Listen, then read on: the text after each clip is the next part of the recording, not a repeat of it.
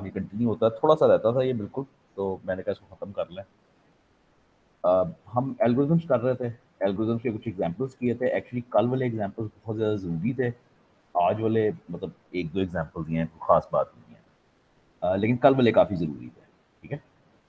तो हम पहुँचे थे,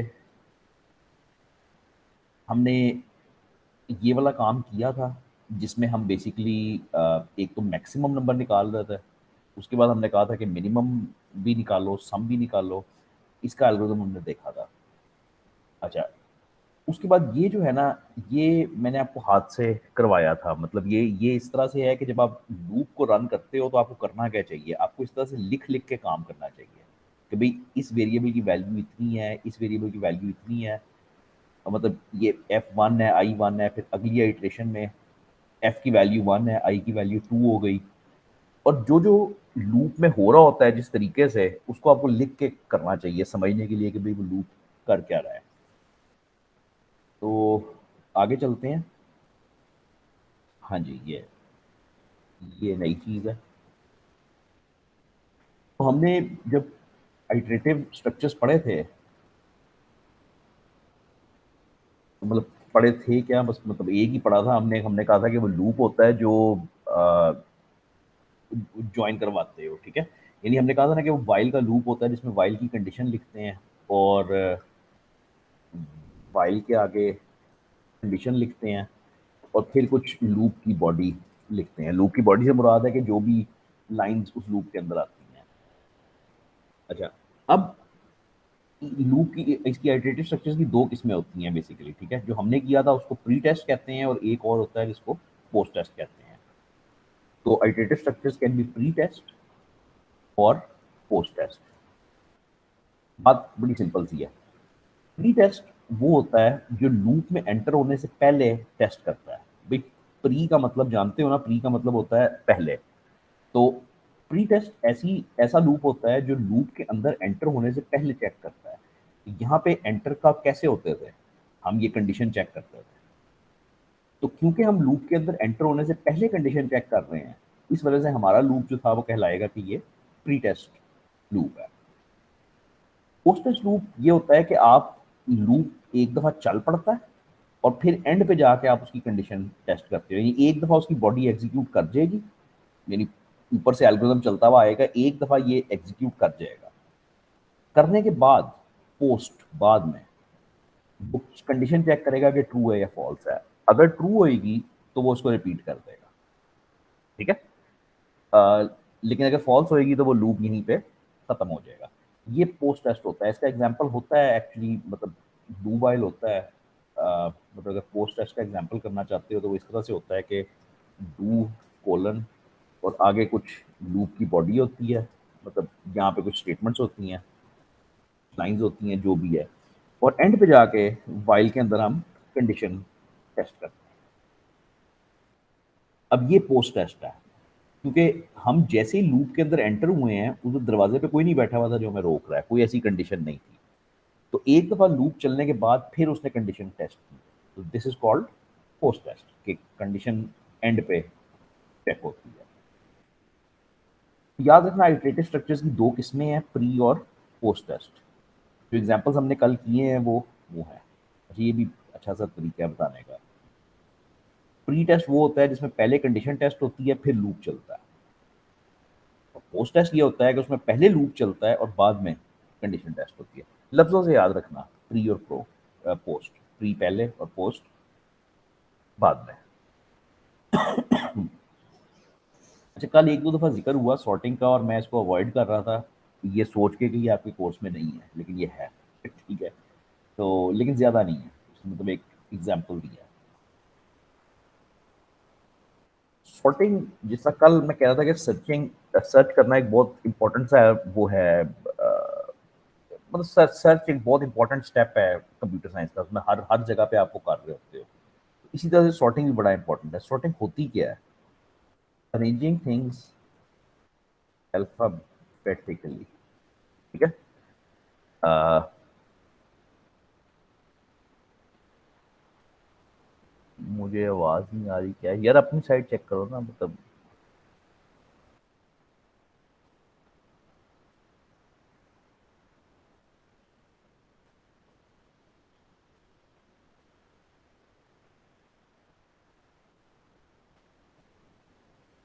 सॉर्टिंग ये होती है कि आप चीज़ों को अल्फ़ाबेटिकली अरेंज करते हो या इन ऑर्डर, बस इन ऑर्डर।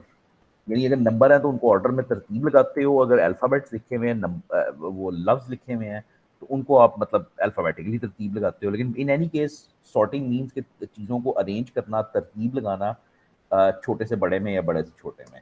2 ऑर्डर होते हैं, एक असेंडिंग ऑर्डर होता है और एक डिसेंडिंग ऑर्डर होता है। यानी जब तरतीब लगाते हो तो वो 2 तरतीबें बन सकती हैं ना, असेंडिंग ऑर्डर होता है स्मॉल टू लार्ज और डिसेंडिंग ऑर्डर होता है लार्ज टू स्मॉल। तो सॉर्टिंग के 2 तरीके हैं कि मतलब तुम 2 अरेंजमेंट्स में सॉर्ट कर सकते हो, ठीक है?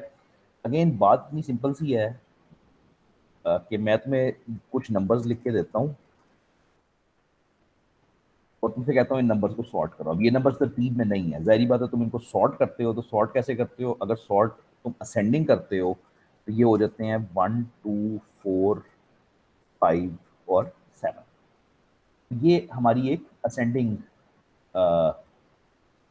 सॉर्ट हो गई, लगी समझ? जो छोटे से बड़े की तरफ जा रही है। अच्छा, इसी तरह से डिसेंडिंग सॉर्ट होएगी तो वो रिवर्स हो जाएगी। फाइन।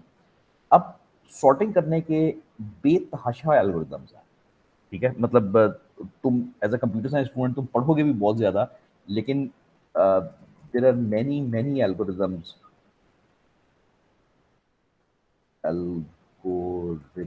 To perform sorting. मैं तुम्हें कुछ एग्जांपल्स लिखवा देता हूँ, इंपॉर्टेंट नहीं है लेकिन मतलब just to get an idea. For example, सबसे आसान जो होता है वो बबल सॉर्ट होता है, फिर इंसर्शन सॉर्ट है जो आपके कोर्स में है, सिलेक्शन सॉर्ट है, मर्ज सॉर्ट है, हीप सॉर्ट है, क्विक सॉर्ट है, मतलब बेतहाशा है यार, ठीक है? सॉर्ट करने के, तरतीब लगाने के बेतहाशा एल्गोरिदम्स एग्जिस्ट करते हैं, ठीक है?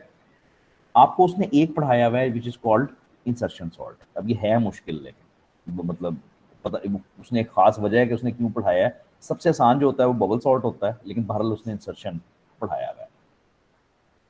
इंसर्शन सॉर्ट कुछ ऐसे चलती है कि मेरे पास अगर ये 4-5 नाम लिखे हुए हैं जिनको मैंने सॉर्ट करना है, ये एक लिस्ट है 5 नामों की जिनको मैंने सॉर्ट करना है, तरतीब लगानी है, तो मैं सिर्फ पहला नाम पढ़ूंगा, फ्रेड। तो मैंने कहा कि यार फ्रेड ठीक हो गया, ठीक है, फ्रेड अपनी जगह पे आ गया, फ्रेड पहला नाम है। अब मैं दूसरा नाम पढ़ूंगा, एलेक्स, और मैं देखूंगा कि क्या वो फ्रेड से छोटा है या बड़ा है। तो क्योंकि एलेक्स ये डिक्शनरी का हिसाब है ना, तो एलेक्स जो है वो पहले आना चाहिए ना, ए पहले आता है, तो मैं एलेक्स को पहले पहले ले लूंगा और फिर फ्रेड को बाद में ले लूंगा। अब मेरी 2 चीजें, 2 रकमें सॉर्ट हो गई, एलेक्स और फ्रेड। अब मैं तीसरी रकम पकड़ूंगा, डायना, और अब मैं देखूंगा कि डायना इन दोनों के दरमियान में, मतलब इन दोनों में कहाँ पे आती है, तो वो दरमियान में आता है, तो एलेक्स डायना फ्रेड हो जाएगा। इंसर्शन सॉर्ट को इंसर्शन सॉर्ट इसलिए कहते हैं कि इसकी लॉजिक बेसिकली कुछ ऐसी है कि आप बेसिकली सॉर्ट करते हो, सॉर्ट फर्स्ट 2 आइटम्स, जब ये सॉर्ट हो जाते हैं then pick the third item and add to sorted list. ये कॉन्सेप्ट है ना कि आप तीसरा वो उठाते हो और फिर सॉर्ट करते हो, ये इसको इस वजह से इंसर्शन सॉर्ट कहते हैं। ये ताश के पत्तों में होती है बहुत ज्यादा, ठीक है? कि ताश के पत्ते खेलते हुए आप 2 पत्ते अरेंज करते हो और फिर जो तीसरा पत्ता होता है उसको उसकी सही जगह पे उसमें सॉर्टेड तरतीब में लगा देते हो, फिर 3 पत्ते सॉर्ट हो जाते हैं, फिर चौथा पत्ता उठाते हो, उसको अपनी सही जगह पे जाके लगाते हो। ये इंसर्शन सॉर्ट का वो होता है कि करते कैसे हो, ठीक है? वेरी गुड, अच्छा। तो मुझे बोलने की जरूरत नहीं है, ये लिखा हुआ, ये करके उसने दिखाया हुआ। वो कहता है कि सबसे पहले फ्रेड को अपनी जगह पे ले आओ, फ्रेड जो है ना वो फाइनल हो गया, एक चीज फाइनल हो गई है। अब दूसरी चीज पकड़ो, एलेक्स, और देखो कि एलेक्स फ्रेड से पहले आता है या बाद में आता है। एलेक्स फ्रेड से पहले आता है, तो फ्रेड को नीचे ले आओ, एलेक्स को ऊपर ले आओ। अब 2 रकमें सॉर्ट हो चुकी हैं, 2 रकमें। अब क्या करना है, डायना को पकड़ना है और देखना है कि वो एलेक्स से पहले आएगी या बाद में, तो वो बाद में आती है। तो फिर अगेन फ्रेड को नीचे ले जाओगे, डायना को इधर, तो मतलब 3 रकमें अब तुम्हारी, 3 रकमें सॉर्ट हो गई हैं। अच्छा, अब तुम बायरन को पकड़ते हो और उसको उस सॉर्टेड ऑर्डर के दरमियान में कहीं पे ऐड करते हो, ठीक है? कैसे करते हो, अगेन वो तुम देखते हो कि उसकी सही पोजीशन कौन सी बनती है, वो डायना और फ्रेड को नीचे आना है, डायना और फ्रेड नीचे आते हैं और बायरन को इंसर्ट करते हो। And so on. अब तुम्हें ये भी समझ आनी चाहिए कि इसको इंसर्शन सॉर्ट क्यों कहते हैं। इंसर्शन सॉर्ट इसलिए कहते हैं कि जो चीज़ें सॉर्ट हो चुकी हैं उनके दरमियान में तुम एक नई रकम इंसर्ट करते हो, इसलिए इसको इंसर्शन सॉर्ट बोलते हैं।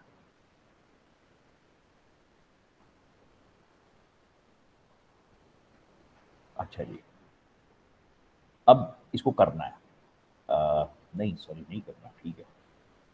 अ, नहीं करना तो बस ये यहीं तक है, और मतलब बस इसको मेरा ख्याल था इसका एल्गोरिथम भी लिखवाएगा, लेकिन एल्गोरिथम नहीं लिखवाता। ठीक है, ये तस्वीर बहुत अच्छी है समझने के लिए इंसर्शन सॉर्ट, और प्लीज़ इस पॉइंट को दिमाग में रखना कि सॉर्टिंग के बेतहाशा एल्गोरिथम्स हैं, आपने सिर्फ एक पढ़ा है जिसको इंसर्शन सॉर्ट कहते हैं।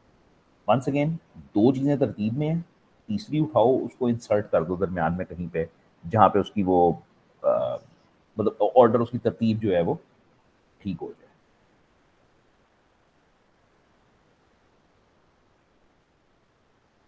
अच्छा जी, मेरा ख्याल है आखिरी चीज़, मेरे ख्याल में ये आखिरी चीज़ होगी। हमने कल सर्च की थी, किसी को याद है हमने सर्च कैसे की थी? हमने कल सर्च का एल्गोरिथम किया था।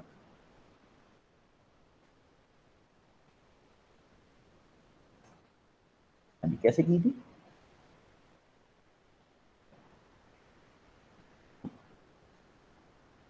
हमने की थी सीक्वेंशियल सर्च। सीक्वेंशियल सर्च, और सीक्वेंशियल सर्च अब मैं लिखूंगा नहीं, वो आपने कल की थी। उसका मतलब ये था कि आप एक एक रकम के पास जाते थे और देखते थे कि क्या वो आपको मैच करती है या नहीं, और फिर जब एंड पे पहुंच जाते थे तो पता लग जाता था कि रकम मिल गई या नहीं। मतलब आप सीक्वेंशली बारी बारी तरतीब से एक एक चीज सर्च करते थे। हमने बात भी की थी कल कि this was a slow algorithm, effective नहीं है, एफिशिएंट नहीं है, स्लो है।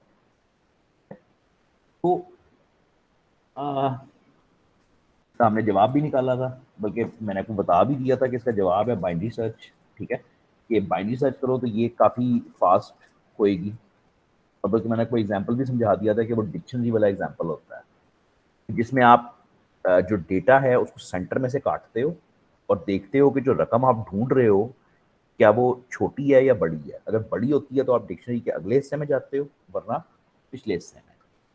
लेकिन इसके लिए जो जिस वजह से हमने किया नहीं था इसको कल, वो ये था कि pre requisite for this is that the data is sorted. Binary search सिर्फ और सिर्फ उस वक्त चल सकती है जब डेटा सॉर्टेड हो। भाई डिक्शनरी, इमेजिन करो कि डिक्शनरी अगर सॉर्टेड ना होए, अगर तरतीब में ना लिखी होए, तो बाइनरी सर्च कैसे चलेगी? सवाल ही पैदा नहीं होता, क्योंकि फिर तो तरतीब ही कोई नहीं है, चीज़ कहीं पे भी हो सकती है। ठीक है, अच्छा अब ये मुश्किल है ज़रा काम, लेकिन आखिरी काम है, ज़रा फॉलो करना। तो बाइनरी सर्च कैसे करते हैं? अगर लफ्ज़ों में लिखना होए तो सबसे पहले स्टार्ट विद, मैं एक छोटा सा मोटा सा एल्गोरिथम लिखूंगा। Start with sorted, sorted values, जो भी आप चीज़ है वो सॉर्टेड वैल्यूज के साथ स्टार्ट करो। तो हम लिखते हैं ये डेफ, क्या है जी, डेफ बाइनरी सर्च का एल्गोरिथम है, वही लिस्ट होएगी हमारे पास और एक टारगेट होएगा। यानी कॉन्सेप्ट ये है कि हम उस लिस्ट में से वो टारगेट तलाश कर रहे हैं। तो जिस तरह से कल कर रहे थे, हमारे पास एक बाइनरी सर्च का एल्गोरिथम आ गया, हमें एक लिस्ट हमें मिलेगी है और उसमें हम टारगेट वैल्यू ढूंढ रहे हैं। तो start with sorted values of list, यानी अगर लिस्ट तरतीब में नहीं थी तो उसको पहले तो तरतीब में डाल दो। ठीक है, अच्छा अब आगे क्या करेंगे? Locate centre of list. ये वो है कि तुमने डिक्शनरी के सेंटर में जाके हाथ मारा है। ठीक है, अब वहां पे तुम्हें एक लफ्ज मिल जाएगा सेंटर में। अब अगर तुम्हारा टारगेट उस लफ्ज के बराबर है जो सेंटर मिलता है, जो सेंटर में तुम्हें रकम मिलती है, अगर तुम्हारा टारगेट जो तुम चीज तलाश कर रहे हो सेंटर के बराबर है, तो तब तो तुम्हारा काम हो गया। ठीक है, वैल्यू फाउंड, यानी एल्गोरिथम खत्म हो गया, वैल्यू फाउंड। लेकिन मजेदार उस वक्त है कि अगर टारगेट छोटा है सेंटर से, यानी अब ये वो वाली मिसाल है कि तुमने डिक्शनरी के सेंटर में से खोला है और जो वैल्यू तुम तलाश कर रहे हो वो सेंटर से छोटी है, यानी सेंटर में निकला है किंग का लफ्ज फॉर एग्जांपल, और तुम तलाश कर रहे हो गोट या कुछ भी, मतलब पहले जो आता है उससे लफ्ज ना, तो अब तुम्हें क्या करना चाहिए?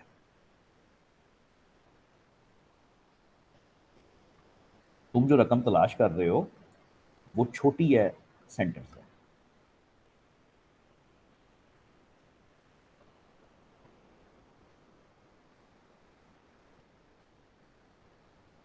तो तुम्हें डिक्शनरी के पिछले हिस्से को देखना चाहिए, आखिरी दफा।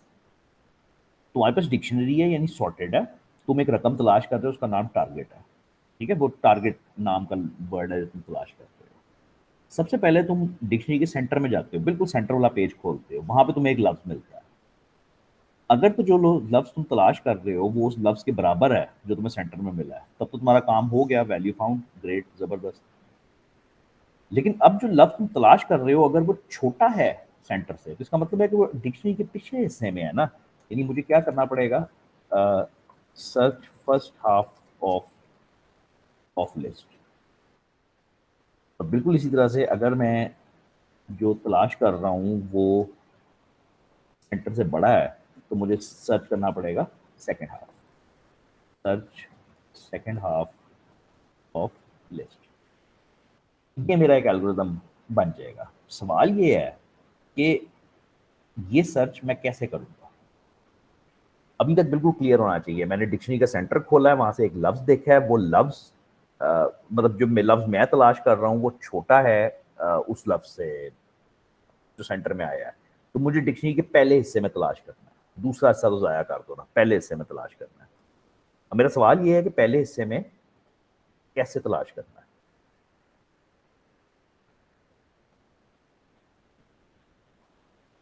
तो अगेन यही करना है कि वो जो पहला हिस्सा तुम्हारे पास है उसको सेंटर में से काटना है और देखना है कि उसके सेंटर में कौन सा लफ्ज आ रहा है। और फिर अगर लफ्ज छोटा है तो पिछले हिस्से में देखना है, वरना अगले हिस्से में देखना है। यानी बेसिकली तुमने दोबारा ये बाइनरी सर्च का फंक्शन ही यहाँ पे इस्तेमाल करना है। ये मैं इसको ऐसे ही लिखा रहने देता हूँ, बाकी मैं आपको आगे समझाता हूँ। अब ये जो लेफ्ट हाफ वाला, ये राइट हाफ वाली गेम है, ये कैसे होएगी? ये ऐसे होएगी कि all the binary search algorithm again. इसको लिखना मुश्किल है, ये बात इतनी मुश्किल नहीं है। भाई तुमने एक दफा बाइनरी सर्च का फंक्शन कॉल किया, उसने क्या किया? सेंटर निकाला, सेंटर निकाल के देखा लफ्ज क्या है, फैसला किया कि हमने पिछले हिस्से में जाना है या अगले हिस्से में। फॉर एग्जाम्पल समझो पिछले हिस्से में गया, तो पिछले हिस्से में जाके करना क्या है? दोबारा बाइनरी सर्च करनी है, यानी उस आधे हिस्से को अब दोबारा सेंटर में से काटना है और फिर उसका लेफ्ट या राइट देखना है। ये जो टेक्निक है ना, कि एक फंक्शन अपने अंदर से अपने आप को ही कॉल करता है, यानी ये फंक्शन का नाम है बाइनरी सर्च, और यहाँ इस लाइन पे बाइनरी सर्च अपने आप को दोबारा कॉल करेगा अपने अंदर से ही। This is called recursion. काफ़ी एडवांस्ड टेक्निक है, होनी नहीं चाहिए थी तुम्हारे कोर्स में, लेकिन बहरहाल है। तो recursion is a programming technique whereby a function calls itself from within the same function। Recursion ये है कि मैं एक फंक्शन हूं जिसका नाम बाइनरी सर्च है, अगर मैं अपने अंदर से, अपने इसी फंक्शन के अंदर से अपने आप को दोबारा कॉल करता हूं, यानी वही काम दोबारा करता हूं, तो दिस इज कॉल्ड रिकर्जन। ठीक है, लूप नहीं है ये। लूप वो था जो बार बार घूमता था। तो रिकर्सिव स्ट्रक्चर्स वो होते हैं कि एक फंक्शन अपने अंदर से अपने आप को दोबारा कॉल करता है। अच्छा, अब हाँ sorry, good, very good, very good. पहले तो एक दफ़ा एग्जाम्पल देखो। ये तुम्हारे पास एक लिस्ट है जो डिक्शनरी है, ठीक है। तुमने लफ्ज तलाश करना है जॉन का, ये तुम्हारे पास लिस्ट है और टारगेट है जॉन, यानी तुम जॉन को तलाश कर रहे हो। तुम डिक्शनरी को सेंटर में से खोलते हो, तुम्हें मिलता है हैरी। अब जॉन जो है वो हैरी से बड़ा है, जे जे बड़ा है एच से। तुम्हें पता लग गया कि डिक्शनरी का जो पहला हिस्सा है उसमें तो लफ्ज नहीं है, उसको काट दो, वो पहला हिस्सा जाया कर दिया सारा।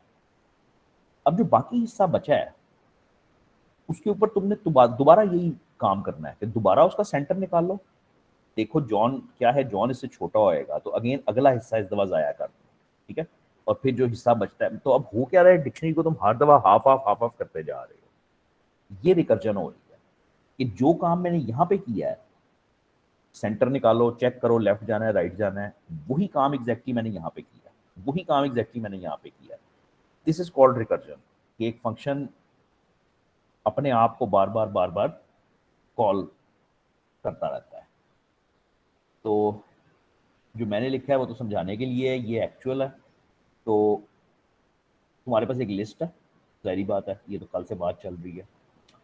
उसके बाद एक टारगेट वैल्यू है जिसको तुम तलाश कर रहे हो, ठीक है। तो हम करते क्या हैं, हम सबसे पहले लिस्ट का सेंटर निकालते हैं, find the middle entry of the list, और उस एंट्री को हमने कह दिया टेस्ट एंट्री। जो सेंटर में वैल्यू मिली है उसको हमने कह दिया टेस्ट एंट्री। अच्छा, अब अगर तो टारगेट वैल्यू और टेस्ट एंट्री बराबर है तो फिर तो कहानी खत्म हो गई। यानी अगर जो चीज तुम ढूंढ रहे हो वो सेंटर में ही पड़ी हुई है तो बस ठीक है, तुम डन हो, काम खत्म हो गया। अब पढ़ने वाला हिस्सा ये है जो मैं आपको जब से समझाने की कोशिश कर रहा हूँ कि अगर जो वैल्यू आप तलाश कर रहे हो टारगेट वैल्यू लेस है टेस्ट एंट्री से, तुम्हें पिछले हिस्से में जाना है ना, तो search the portion of the list preceding, जो टेस्ट एंट्री से पहले हिस्सा है उसके अंदर देखो, अगले हिस्से को जाया कर दो। और इसी तरह अगर वो है बड़ी वैल्यू है तो उसको तुम अगले हिस्से को देखोगे। ये तो बिल्कुल ही एक सादा एल्गोरिदम है, उसने बिल्कुल ही इंग्लिश में लिखा हुआ है। थोड़ा सा इसको टेक्निकल कर लो तो ये इस तरह से होएगा। मेरे पास एक फंक्शन है जिसका नाम है सर्च, मैंने उसको लिस्ट दी, टारगेट वैल्यू दी, बाकी ठीक है, जो पढ़ने वाले हिस्से हैं वो पढ़ते हैं। तो पढ़ने वाला हिस्सा ये है। तो अगर टारगेट वैल्यू छोटी निकलती है टेस्ट एंट्री से, विच मीन हमने अरे लिस्ट का पीछे वाला हिस्सा देखना है, तो वो कहता है कि portion of list preceding test entry, जो उससे पहले जो हिस्सा है उसको सब लिस्ट कह दिया। और ये इंपॉर्टेंट है कि मैंने सर्च का फंक्शन कॉल किया, मैं सर्च के ही अंदर हूँ, ये सर्च का ही फंक्शन है, और सर्च का फंक्शन अपने अंदर से अपने आप को ही कॉल करता है। तो इस चीज को रिकर्जन कहते हैं। रिकर्जन एक कॉन्सेप्ट है, एक टेक्निक है, जो जरूरी नहीं है कि सिर्फ इधर ही है, वो बड़ी बड़ी जगहों पे इस्तेमाल होती है, लेकिन यहाँ पे उसका इस्तेमाल इस तरीके से उसने करके दिखाया है। समझ आ जाए तो अच्छा है, वरना प्लीज ये याद करना, ये जो दो तीन एल्गोरिथम्स है ना, सीक्वेंशियल सर्च का जो कल किया था, मैक्सिमम निकालने का, सर्च करने का, ये बाइनरी सर्च का, ये एल्गोरिथम्स याद करने पड़ेंगे, ये आपको एज इट इज लिखने को आ सकते हैं। रिकर्सिव कंट्रोल कुछ नहीं है इसमें, बस ये बात है कि recursion is usually infinite if left unchecked। कल हमने एक लूप बनाया था, वो गलती से इन्फिनिट बन गया था, तो उससे आपने कुछ सीखना था, उससे आपने सीखना था कि यार लूप को ऐसे नहीं छोड़ना, उसके अंदर कोई वैल्यू हर दफा चेंज करनी है। मसला क्या आया था कि उसमें हमने I is equal to I plus one नहीं किया था, आई थिंक कुछ ऐसा मसला था। तो इसी तरह से रिकर्जन बाय डेफिनेशन इन्फिनिट होती है, एक फंक्शन अपने अंदर से अपने आप को कॉल करता है और फिर करता जाता है करता जाता है करता जाता है। तो इसको आपको रोकना पड़ता है हाथ से किसी तरीके से। तो recursive code must have a condition to stop, वरना वो कभी नहीं रुकेगा, ठीक है। तो रिकर्सिव कोड जब भी आप देखते हो, के अंदर एक शुरू में एक बिला वजह कंडीशन होती है। ये जो ये कंडीशन है ना इसमें, ये इस वजह से है कि अगर लिस्ट एम्प्टी है तो वहां पे रिकर्जन खत्म हो जाती है, एल्स वाले हिस्से में बाकी सारा कोड चलता है। तो रिकर्सिव कोड जब भी होएगा उसके शुरू में एक दरवाजा लगा होएगा जो मतलब उसको कहीं ना कहीं जाके उसको रोकेगा, कहीं ना कहीं उसकी एंट्री को रोकेगा। ये रिकर्सिव कंट्रोल से मुराद है कि आपको उसको रोकना पड़ता है कहीं ना कहीं। अच्छा जी, ये बात मैं ज़रूर करना चाहता हूँ। तो तुमने दो, ये नहीं भी समझ आई तो खैर है, ज़रा बाहर आओ और अब इस बात का फैसला करो। तुमने सर्च के दो एल्गोरिथम्स पढ़ लिए, तुमने सीक्वेंशियल सर्च पढ़ लिया और तुमने बाइनरी सर्च पढ़ लिया। एंड पे सवाल ये होता है एल्गोरिथम्स इतने इंपॉर्टेंट क्यों होते हैं कि सॉफ्टवेयर हाउस में किसी ने इतना सादा प्रॉब्लम तो कोई नहीं देगा, लेकिन समझो कि तुम्हारे मैनेजर ने तुम्हें प्रॉब्लम दिया कि भाई सर्च करनी है, और दो बंदे एल्गोरिदम ले आए, एक डेवलपर जो है वो सीक्वेंशियल एल्गोरिदम ले आया, दूसरा जो है वो बाइनरी एल्गोरिदम ले आया मैनेजर के पास। अब मैनेजर ने फैसला करना है कि इन दोनों काम तो दोनों कर रहे हैं, सर्च उसमें भी हो रहा है, सर्च इसमें भी हो रहा है, और हो सकता है इसके कोई 10-12 एल्गोरिदम कोई आ जाते हैं उसके दफ्तर में। अब उसने फैसला करना है कि बेहतर एल्गोरिदम कौन सा है, वो फैसला वो किस बुनियाद पे करता है। तो algorithms are evaluated on basis of running time, जिसका मतलब बेसिकली नंबर ऑफ स्टेप्स होता है, number of steps and memory consumption. Manager ने ये फैसला जो करना है ना कि एल्गोरिदम किसका बेहतर है, जो उसने इवेल्युएट करना है, वो बेसिकली दो पैरामीटर्स की बेस पे होता है। एक तो रनिंग टाइम होता है। अब रनिंग टाइम नहीं होता, रनिंग तो नहीं हो रही, मतलब वो चल तो नहीं रहा प्रोग्राम कहीं, क्योंकि तुम्हें पता है कि एल्गोरिदम तो कागज पेंसिल पे होता है, वो कंप्यूटर पे तो नहीं चलता, कंप्यूटर पे तो कोड चलता है। तो इसका रनिंग टाइम कहते हैं रनिंग टाइम ही है, लेकिन इसका मतलब नंबर ऑफ स्टेप्स होता है कि ये एल्गोरिदम कितने स्टेप्स ले रहा है, कितना टाइम ले रहा है, और दूसरा एल्गोरिदम कितने स्टेप्स ले रहा है, कितना टाइम ले रहा है। मेमोरी कंजम्पशन आजकल के ज़माने में इम्पोर्टेंट नहीं रहा। ये उस वक्त इम्पोर्टेंट था जब मेमोरी की लिमिट थी, कि मतलब तुम मैक्सिमम 8 GB 16 GB मेमोरी तक जा सकते थे सर्वर्स पे। अब सर्वर्स पे तुम मतलब टेराबाइट मेमोरी तक जा सकते हो। तो अब ये ज़्यादातर ये लोग सोचते नहीं है कि इसको इशू नहीं, लोग सोचते हैं कि मेमोरी कौन ज़्यादा कंज्यूम कर रहा है। तो जो सारा फोकस है वो इसी के ऊपर है कि रनिंग टाइम और नंबर ऑफ स्टेप्स किसके वो हैं। तो तुम्हारे ख्याल में सीक्वेंशियल बेहतर होएगी, तुमने लिखा है इसका एल्गोरिदम, या बाइनरी बेहतर होएगी, इसका भी एल्गोरिदम लिखा है, तो इन दोनों में से कौन सी ज़्यादा एफिशिएंट और कौन सी ज़्यादा बेहतर होएगी?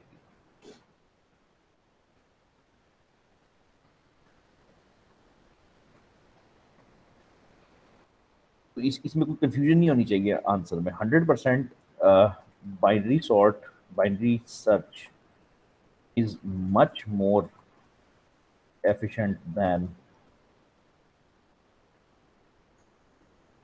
Sequential search. सीक्वेंशियल सर्च तो रात तक लगी रहेगी।